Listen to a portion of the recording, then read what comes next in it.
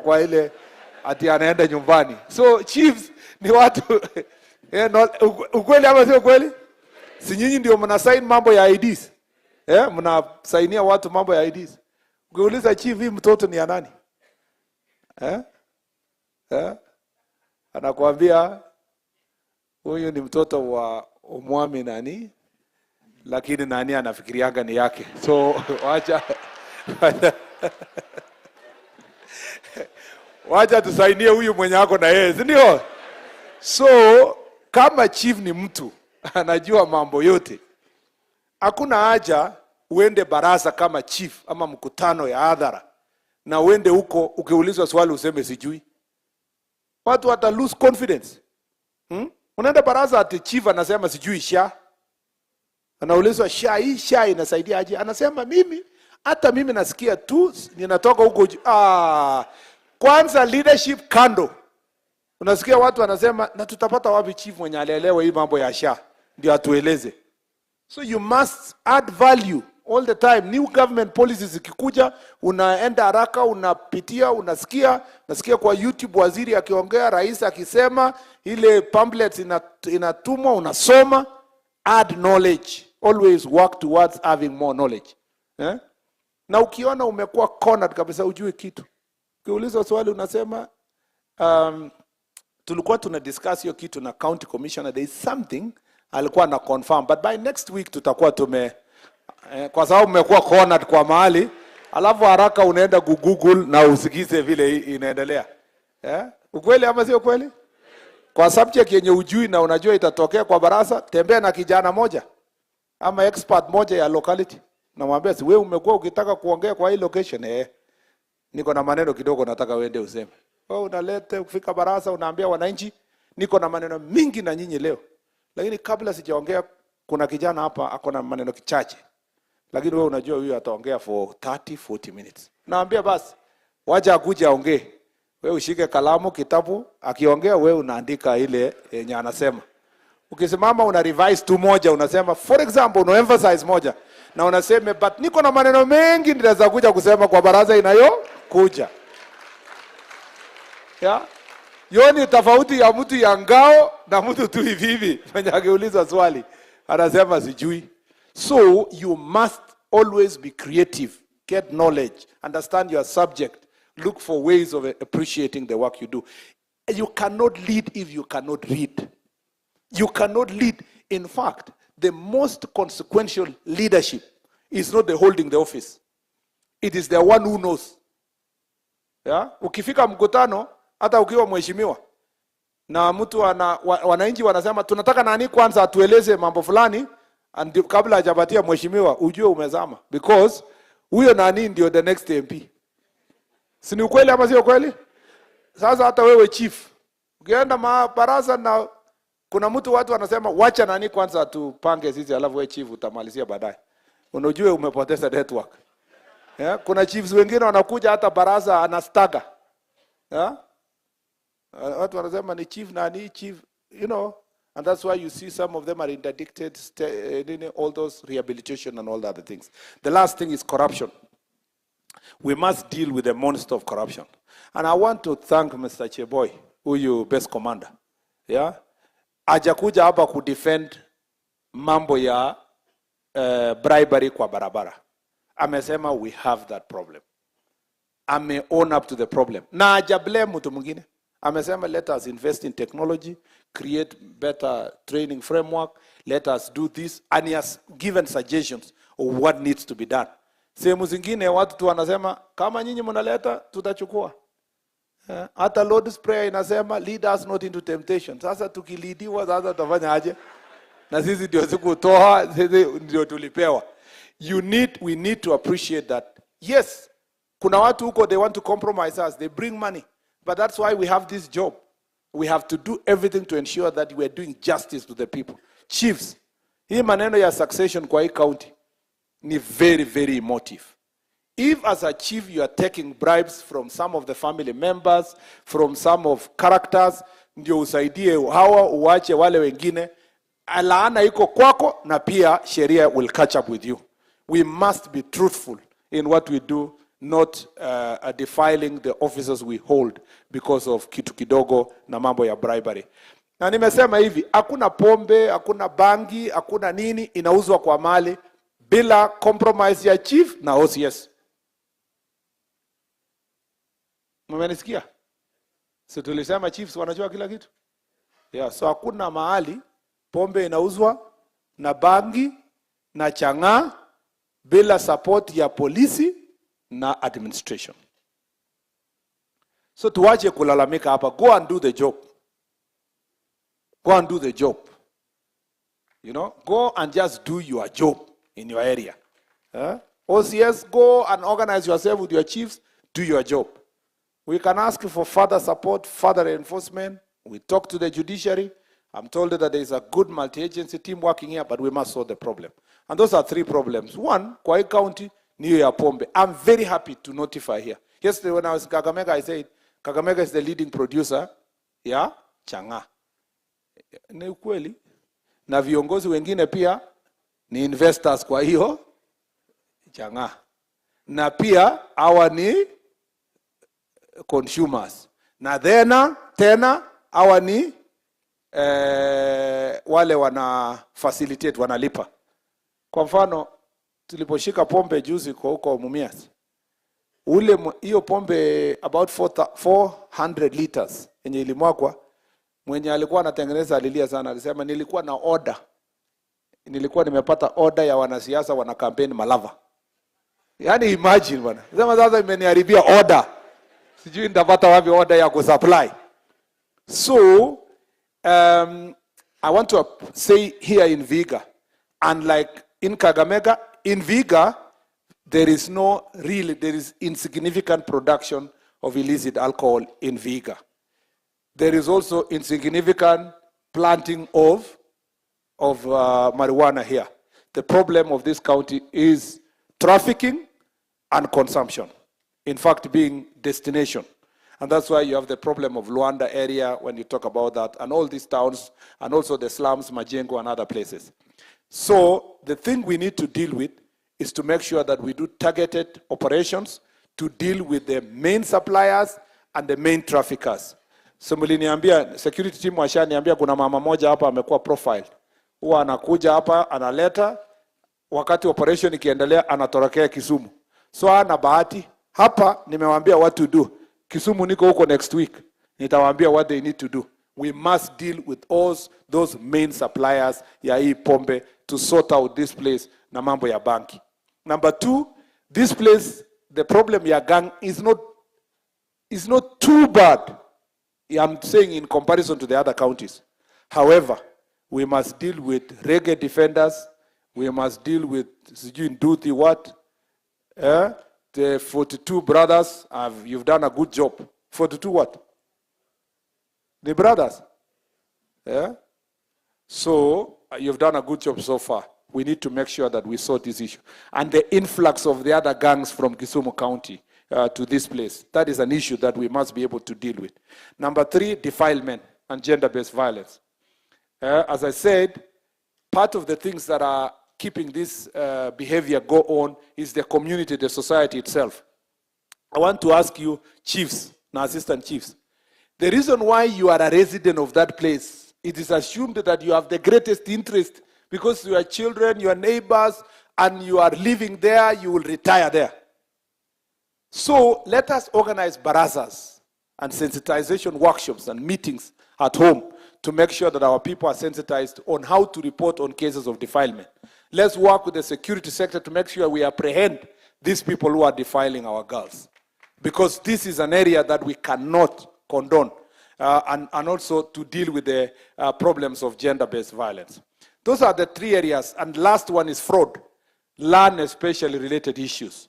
We will do what we need to do as National Police Service, as a security sector, but on your end, we must also, Governor and the Department of Lands in the national level will help us also on the question of registration and the registrars that deal with matters of lands so that proper rights are dealt with. I know that some places here, the title deeds are an issue, but there was the people who had been moved from here to go to this side, which was a forest before, Shambirika, yeah? Shambiringa. I was in the cabinet when it was passed. That now it has been moved. It's going to be moved to become, and those people will get their title. So I think Minister of Lands will expedite that process to make sure that this issue is sorted with finality. Now, there are things you have raised. Now, those are the things I wanted to say. I want to respond to the things you said in another 10 minutes. One, mmesema mambo ya welfare. I agree that welfare issues must be dealt with here. Now we are dealing with some of them. On the matter of training, you can see now we have started workshops for the OCSs, training for you, the chiefs and assistant chiefs, and this will be continuous. By the time we launch the overall report, ya Jukwaa la Usalama, by His Excellency the President, we will have been very clear on the models of training for officers in this sector. And we want to do that before November, because we are finishing this Jukwaa la Usalama fora in the next, we will have done 47 counties by the end of this month. And we will have spent about 500 hours sitting and listening, you know, and doing things within various counties. And this is very significant for us because it has taught us so many things that we need to do. And so in that area, we are going to work on the training issues. And as I said earlier, chiefs and assistant chiefs, upon completion, we believe that you will be promoted accordingly based on the areas that you are missing in this issue. If you see those guys who are doing like this, it's because of Embakasi. It's not like they have got lost. You see, they wanted to clap, but they do like this. By the time you finish in Embakasi, you will be saying something. Is that okay, chiefs? Yeah? Unaona hiyo chiefs? Response yao iko chini. Iko chini. What you do, so wana report next week.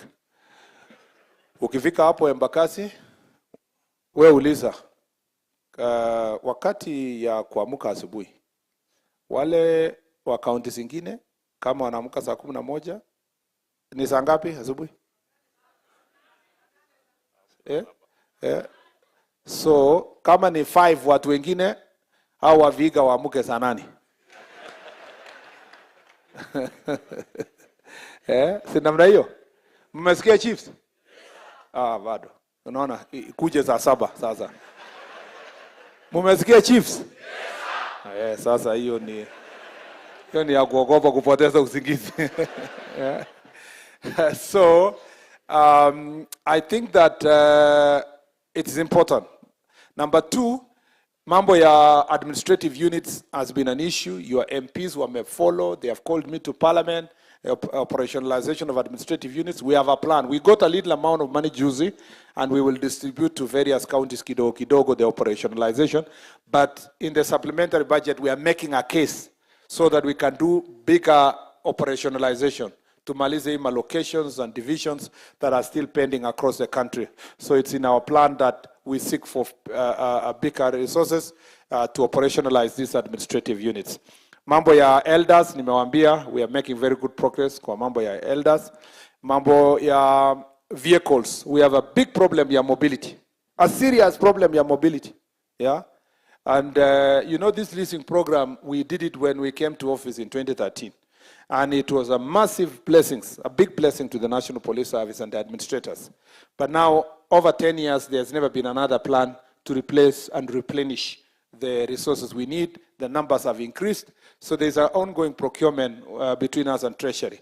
As soon as it's done, and we are hoping before the end of the year, we can distribute also these vehicles to various police stations and the administrative units and the prisons. However, once it comes, we may be required to share as we progress. If you get in a sub-county mbili, you share fast as we progress until every area is covered across the country. And I understand it's a really serious issue. Kwanza kwa my ACCs, you know, ACCs ndio wanaumia hata zaidi. And they have told me that if we can get even one per sub-county, yenye itakuwa pool car for the ACCs, it will be very useful.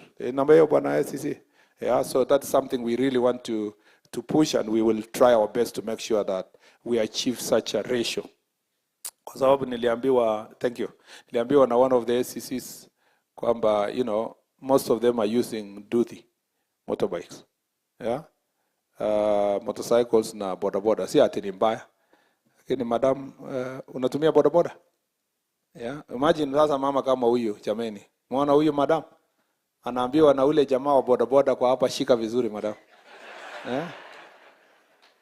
Na niliambia kwa Kakamega, hii watu wakitaka kabisa ushike vizuri, ana accelerate na kufunga brake. Wewe unakuamilia ule mtu ya bodaboda. Sasa ofisa mzima kweli namna hiyo. So it's something that we must be able to sort it. Tumeelewana?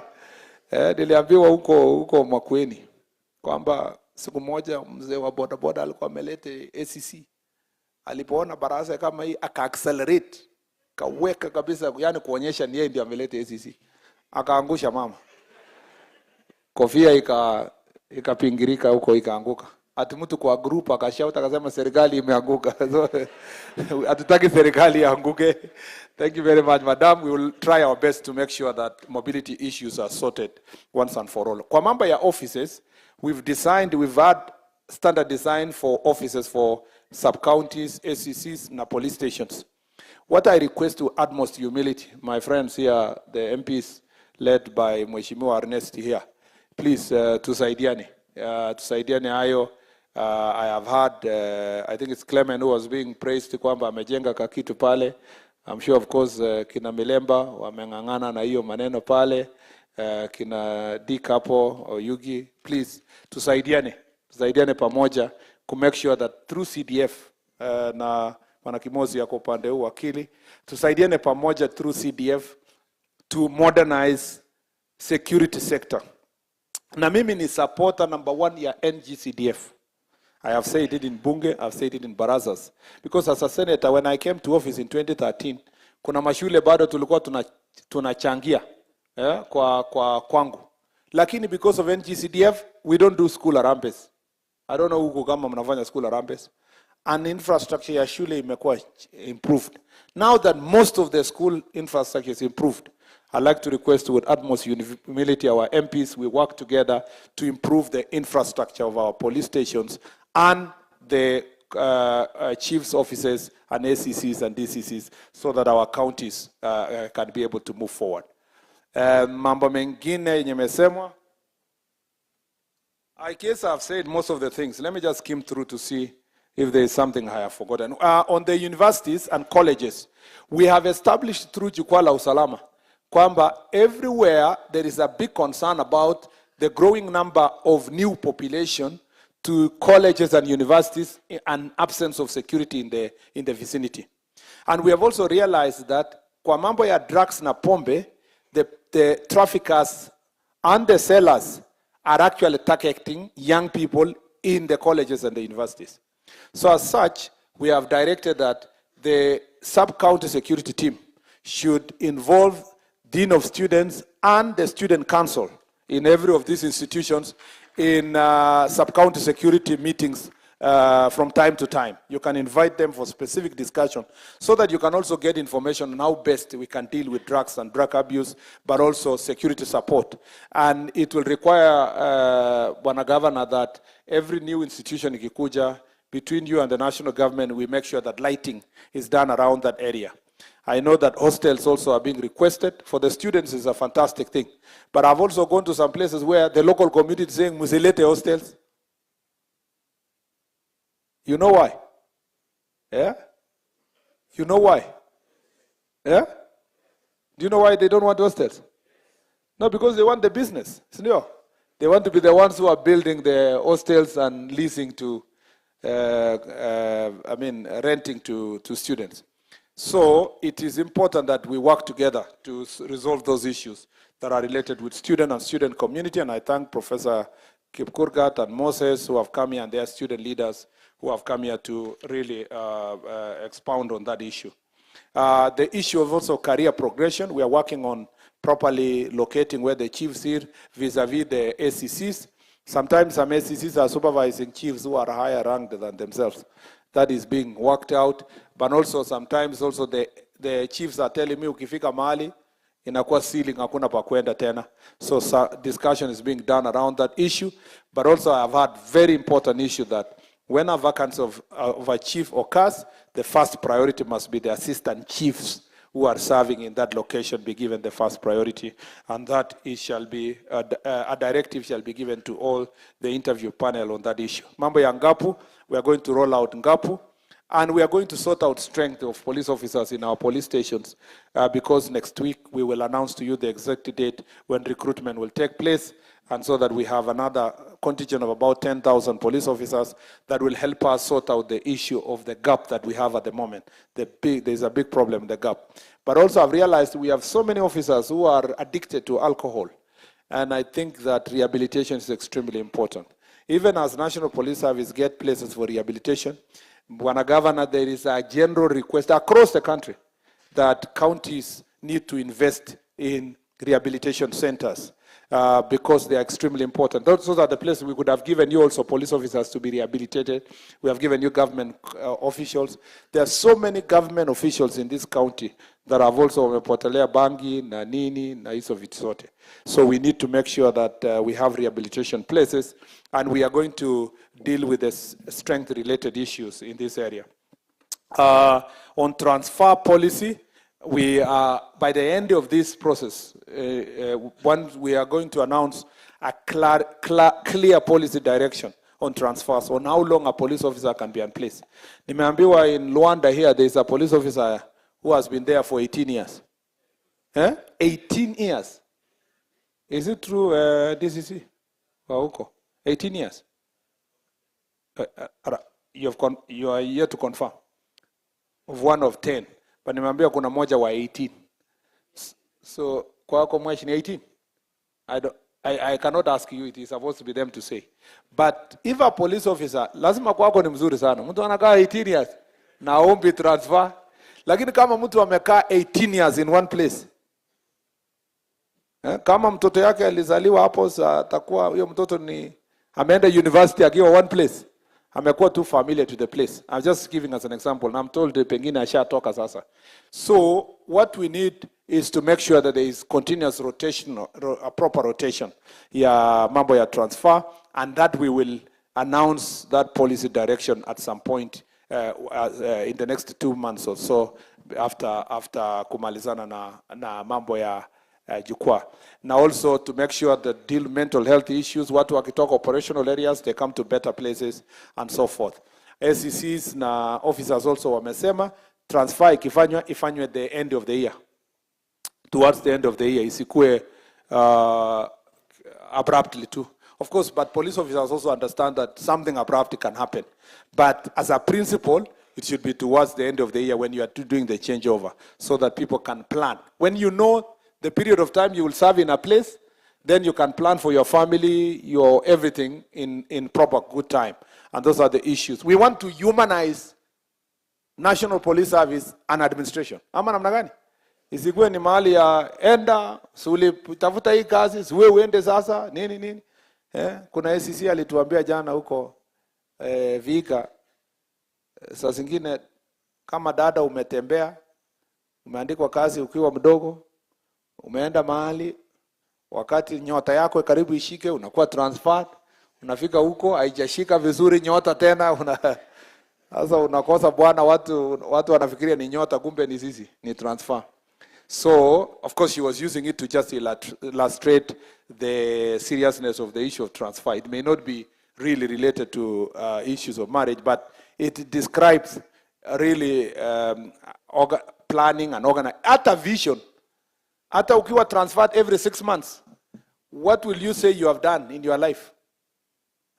Before you establish yourself to make an impact, umeenda. To make an impact, umeenda. So eventually, when you grow in your profession, you cannot even tell someone, I served in this division, now I made this difference. I served in this division and made a difference. So it must be not too short for anyone to make a difference, but it must also not be too long to perpetuate familiarity in the working environment. Mambo ya AIE, we will work on that.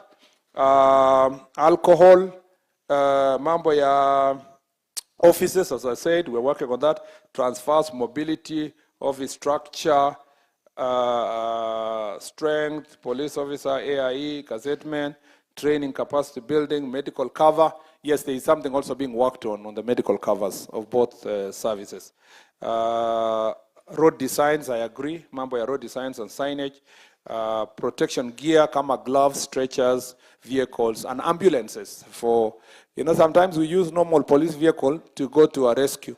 It's important to have a close working relationship between the traffic department and the county government. And I was with CS Duale telling me that the ministry is going to establish a technology framework where you can see in an app where an ambulance is. And you can see it coming, rescuing someone, taking somebody to hospital. And this will be very useful in terms of rescue.